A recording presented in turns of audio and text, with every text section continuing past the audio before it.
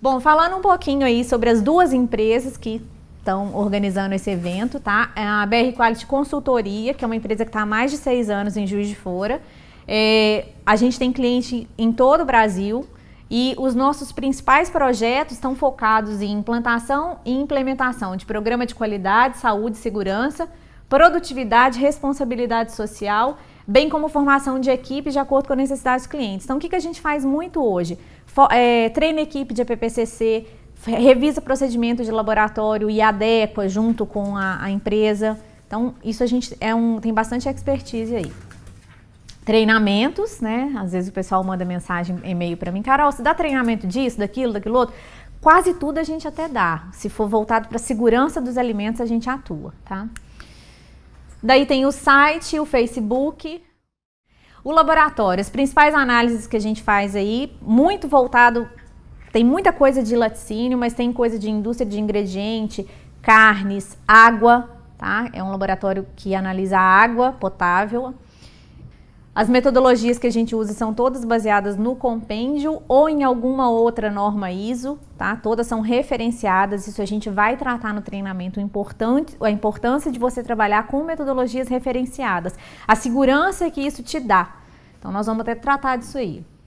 O sistema de gestão é baseado na 17025, a ISO 17025, que a nossa acreditação está prevista para dezembro desse ano. A gente está trabalhando duro aí, porque é muito documento, a gente já trabalha de acordo com o que a norma ISO 17025 fala. Porém, para botar todos os documentos que às vezes você usa uma vez, mas são importantes, isso demora um pouco mais de tempo, mas hoje a gente já trabalha dentro das normas. O que é o assunto assim que tem esquentado ultimamente? Ficou 50 anos, mais de 50 anos, esperando a revisão. Até que enfim, né, vamos fazer uma festa. O RISPOA novo foi lançado em março desse ano. Então, nós vamos falar um pouquinho de RISPOA sim. O RISPOA é um decreto, tá? É diferente de lei, é um decreto. E eu peguei algumas partes do RISPOA aí para a gente entender o que o RISPOA tem a ver com a vida do analista de laboratório. Tá? O que ele tem a ver com o controle de qualidade? Um monte de coisa. O que fala lá no RISPOA? Ele é o Regulamento de Inspeção Industrial e Sanitária de Produtos de Origem Animal. Trabalho com leite, leite vem da vaca, vaca é um animal, então o RISPOA é o que vai regulamentar a inspeção. Sou eu que inspeciono? Quem que inspeciona? O fiscal, o Ministério da Agricultura. Mas se eu sei o que ele vai inspecionar, fica fácil para falar que eu estou fazendo certo ou errado. Alinhado aí, gente? Beleza. Lá no capítulo 2, artigo 6, fala que esclarece que nos estabelecimentos que recebem o leite e seus derivados para beneficiamento ou industrialização, tem um monte de tipo de estabelecimento que vai passar por essa inspeção, inclusive os nossos, tá? Lá no artigo 10, ele vem falando dos conceitos, e aí, tipo, essa pergunta aqui eu já perdi a conta de quantas vezes eu respondi para o pessoal. O que é análise de autocontrole? O que é? É uma análise efetuada pelo estabelecimento. Quem é o estabelecimento? A indústria. Então, é uma análise que a indústria faz para controle de processo e monitoramento da conformidade de matérias-primas, ingredientes, insumos e produtos. O que é esse artigo, o que é esse conceito aqui, dentro desse artigo 10º, quer dizer para mim? Está definindo o que é a análise de autocontrole. Se está definindo é porque eu tenho que ter, não é? Então, o laticínio precisa analisar os produtos e os processos? Está escrito no RISPOA que precisa, tá? O terceiro aí, ó, análise fiscal. É uma análise efetuada pela Rede Nacional de Laboratórios, tá? Que é a análise oficial que a gente já conhecia. E as amostras têm que ser coletadas pelos servidores do Ministério da Agricultura. O que significa isso? Vamos lá, quero a ajuda de vocês.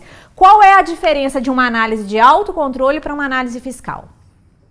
A análise de autocontrole eu faço para o meu monitoramento. Eu tenho que fazer porque o dia que a inspeção, lembra que o RISPOA trata da inspeção? O dia que a inspeção chegar lá, ela tem que ver que eu estou fazendo alguma coisa, tá? E a análise fiscal é aquele dia que o fiscal entra no seu laticínio, cata uma amostra, põe no saquinho, lacra e manda para o laboratório da rede oficial. Por que eu coloquei isso aqui? Porque um monte de gente pergunta para mim assim, seu laboratório é credenciado no Ministério da Agricultura? Não, não é. Então eu não posso mandar para você. Pode sim. Por quê? Porque isso faz parte do seu autocontrole. Desde que você faça, tá certo, tá? A gente vai esmiuçar isso aí daqui a pouco. Agora, outro dia eu recebi uma amostra de água com formulário do Ministério da Agricultura. Eu falei, opa, liguei para o meu cliente e falei para ele, olha só, você mandou para mim aqui, mas essa análise eu não posso fazer, porque eu não sou credenciado. Então, se eu fizer e te cobrar o custo dessa análise, o resultado não vai servir para o seu principal objetivo. Você quer que eu analise para você ter uma noção de como sua água tá? Mas eu acho que não precisa, acho que você deveria conversar com o seu fiscal e pedir para ele mandar em outro laboratório. E aí, era exatamente isso que ela fez, foi exatamente isso que ela fez mesmo, mandou para outro, avisou o fiscal e ele mandou para um outro laboratório, tá? Então, por que eu tô contando isso para vocês? Porque isso pode acontecer, foi o fiscal dela que fez isso e ele mandou, você manda para onde? Eu mando para Juiz de Fora. E ela mandou para mim. Então, isso pode acontecer com vocês. Se for análise, e vocês que pagam essa análise, tá? Se for uma análise fiscal, procura saber qual laboratório que faz parte da rede credenciada. Agora, se for uma análise de autocontrole, tá? A gente pode fazer para vocês porque o laudo tem uma validade igual e bastante importante aí. A relação do RISPOA com as outras legislações. Porque o que acontece? O antigo RISPOA de 1953, ele estava bem defasado, certo? E aí, ele está lá parado em revisão de mais de 50 anos e a gente começou a vir e receber um monte de legislação. E aí, o que acontece com essas outras legislações? Que a gente começou a seguir porque o RISPOA acabou que estava defasado, tá? O RISPOA, ele revogou ou alterou alguma legislação que antes a gente usava para se orientar dentro da produção? O RISPOA, ele detalha pontos específicos para a execução de duas leis, a 1283 de 1950, antiguinha também, né? E a 7889 de 1989. Tá escrito lá, tá? Isso aqui tá escrito lá no cabeçalhinho do RISPOA. Alguém já teve curiosidade de procurar saber o que tem essas duas leis?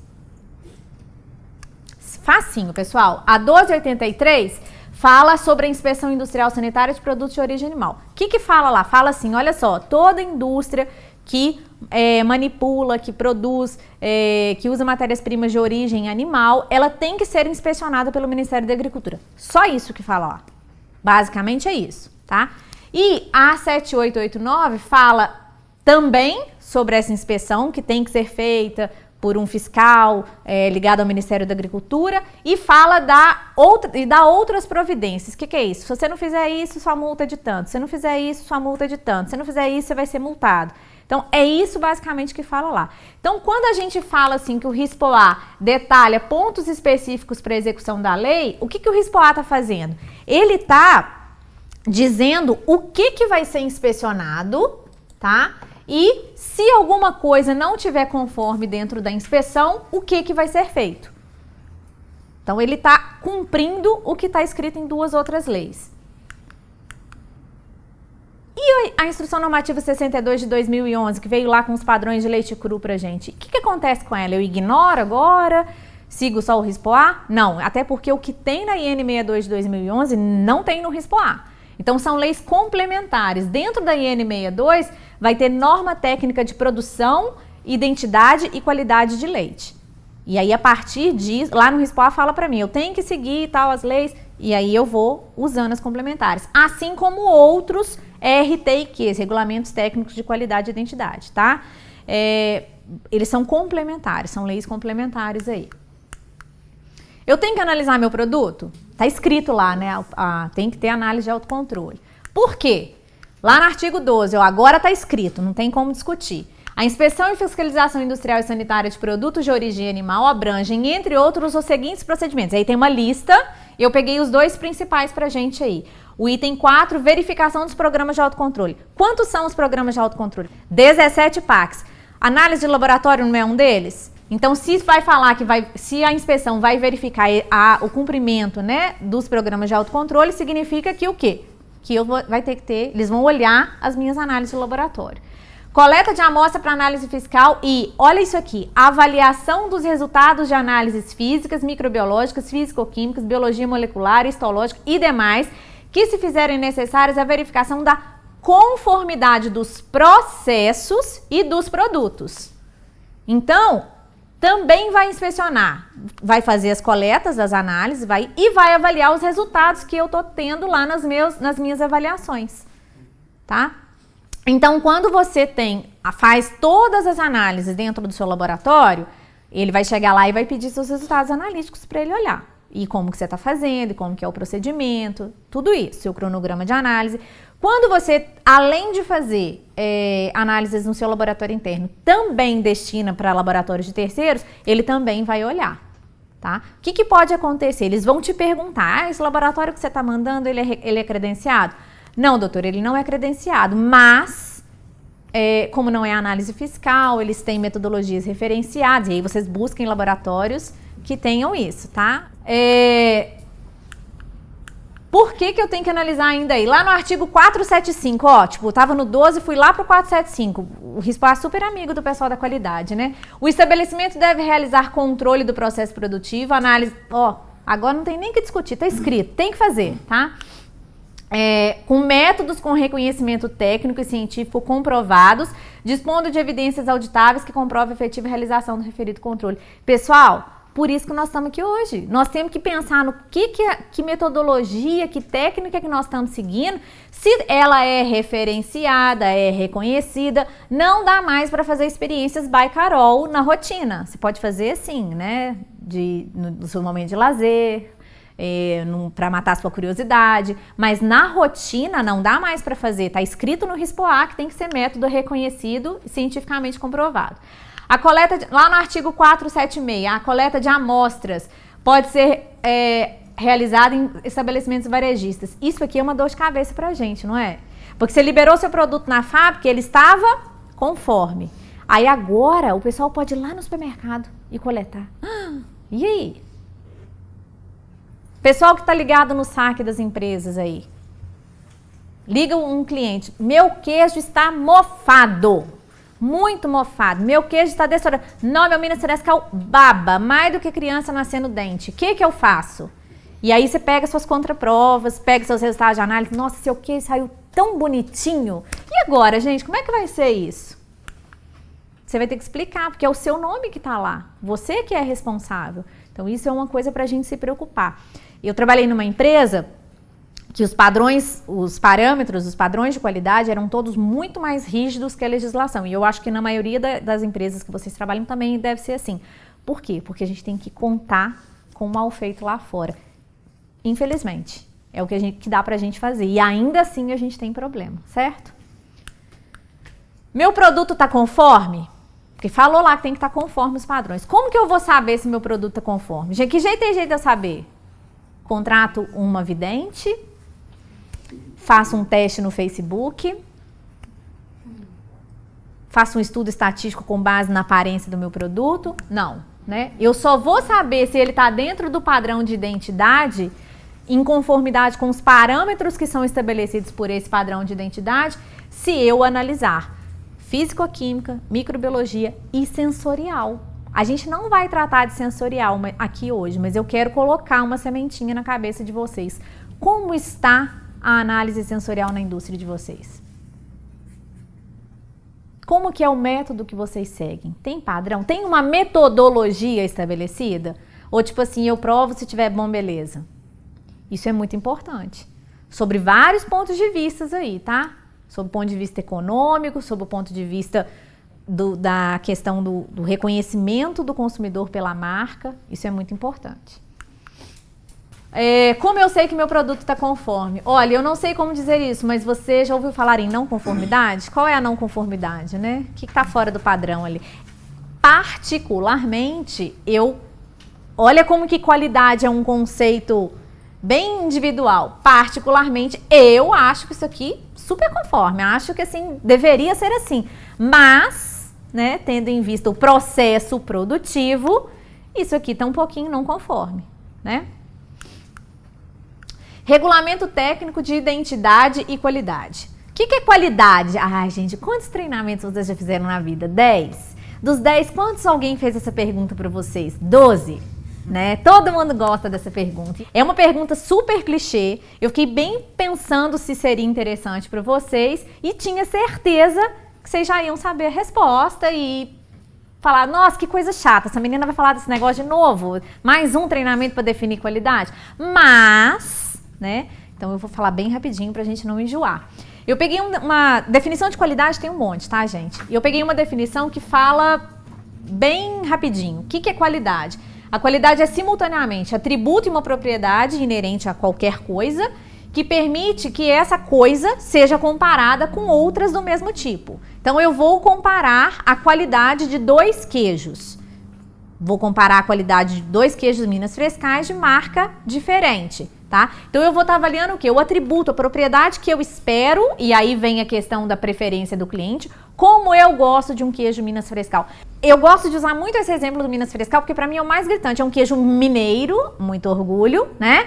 Mas que o carioca gosta de um jeito e o paulista gosta de outro. O carioca gosta do queijo mais úmido, com bastante sal, temperadinho. O paulista entende que o queijo Minas Frescal bacana é aquele que é mais sequinho, não tem tanto soro, mais insosso. Isso é super normal. Então, o queijo que eu fabrico pro carioca e o queijo que eu fabrico pro paulista, eles são ruins ou eles têm, um é melhor do que o outro? Na verdade, a pergunta é essa, um é melhor que o outro? Não. Por quê? Vai da preferência do cliente. Desde que siga o regulamento técnico de identidade de qualidade. Já por isso que, por exemplo, a umidade, gosta mais úmido, é uma faixa extensa, então eu posso fazer no limite inferior ou no limite superior, de acordo com a preferência do meu cliente, tá? E a qualidade como arma de competitividade, né? Você vai fazer um queijo para um mercado que gosta do queijo mais úmido, então você vai fazer voltado para ele. Focar no consumidor. Isso é fundamental nos dias de hoje. Mercados comuns e código de defesa do consumidor. Isso, gente, todo estabelecimento que você entra tem um código de defesa do consumidor. E nós estamos muito mais enjoados. Nós reclamamos de muita coisa, porque nós temos muita informação. Então, cuidado com isso aí. Qualidade total, redução de perdas, aumento da produtividade. Quando eu comecei a estudar laticínio no século passado, as pessoas falavam assim, a gente ouvia isso com muita frequência. Ah, laboratório é só despesa, ah, qualidade é bobagem, tem que ter avaliação. Isso ainda é ouvido por aí, mas muito menos. Até porque quem fala hoje em dia, quando fala porque pensa, tá muito dentro do coração da pessoa, ela tem vergonha. Porque qualidade total já é um conceito tão difundido, as pessoas já entendem que isso melhora a produtividade, então, consequentemente, vai melhorar os ganhos. Quando você se preocupa com qualidade, o custo da não qualidade impacta muito no seu produto, tá? Então, hoje, quem ainda tá com esse pensamento lá no fundo do coraçãozinho, acaba tendo um pouquinho de vergonha de falar sobre isso, tá? E aí, gente? Precisa realizar análise no laboratório, na indústria? Precisa ter um laboratório? E já que vai fazer, o porquê de não fazer bem feito? Gente, o custo é o mesmo no final da história. Tá? O custo é o mesmo. Resultados confiáveis, clientes satisfeitos e confiantes na minha marca. Então, fazer bem feito para eu ter resultado confiável, para o meu cliente sempre ter como referência o meu produto. Então, quando você pega um leite, ali dentro tem 100 mil pessoas diferentes. Olha que complicado que é você tratar 100 mil pessoas. Você tentar organizar 100 mil pessoas para no final dar um negócio legal. Né? Cada um com uma necessidade diferente, com um comportamento diferente. Mas então, a gente teve que estar convivendo com algumas outras legislações super importantes para a gente. Os PACs, nós já falamos bastante aí de programa de autocontrole, mencionamos análise de laboratório, são 17, né? Quando a gente fala que são 17 dá uma angústia, mas aí quando você começa a fazer, você começa a ver que vai funcionar. Os RTIQs, isso aqui, meu sonho.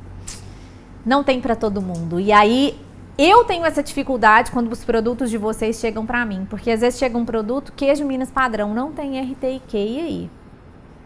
Ricota. A ricota é o mais sofrido. Ricota não tem RTIQ, e aí? Qual é o padrão da legislação para ricota? Tá? Então, falta um pouco mais de orientação pra gente aí. E a instrução normativa número 62 de 2011, que foi um alívio na vida das pessoas e um tormento na vida de outras. Mas tá indo, não tá indo? Vocês que estão indo, não tá começando a encaixar? Eu acho isso, que o leite está começando a encaixar no que foi proposto lá atrás, que já era para ter acontecido, enfim, mas tá chegando. Eu tô vendo uma luz bem brilhante aí no fim do túnel aí para a qualidade do leite, tá? Para a gente começar a se orientar em o que eu tenho que fazer, o que é o meu trabalho, a gente pensa nos padrões de identidade e qualidade que está lá falando dentro do RISPO-A, no capítulo 5.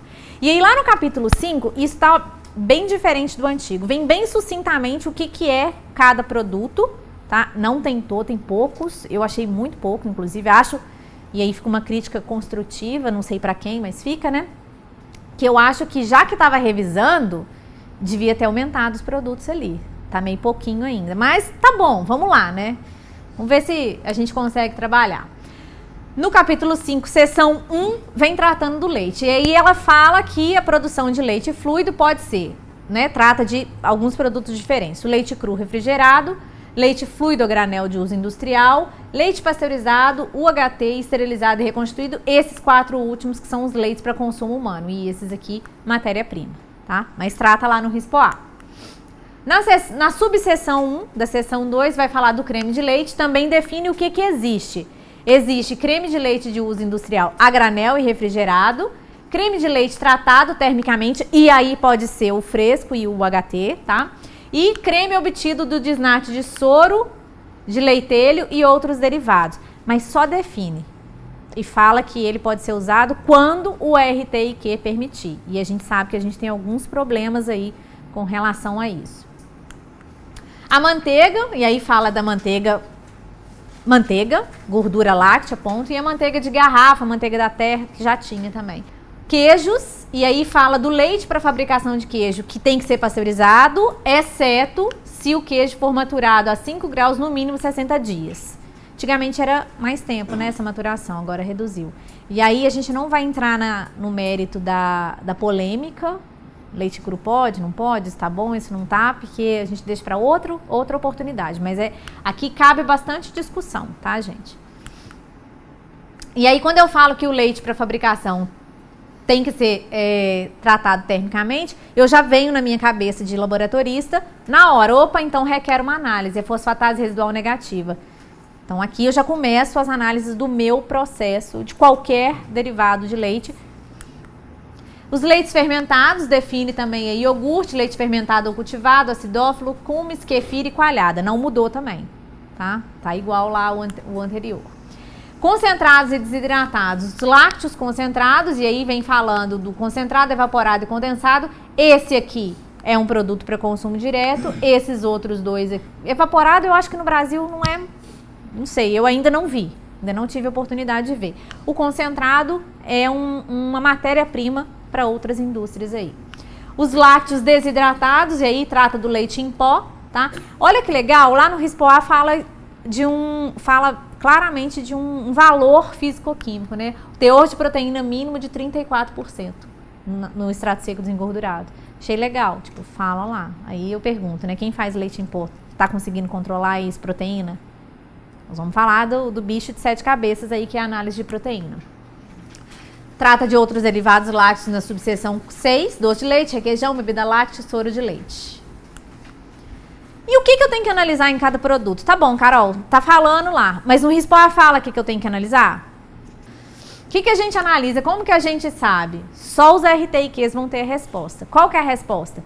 Se lá no RTIQ está estabelecendo o padrão, os parâmetros que definem aquele produto, lá então tá me falando o que eu tenho que analisar.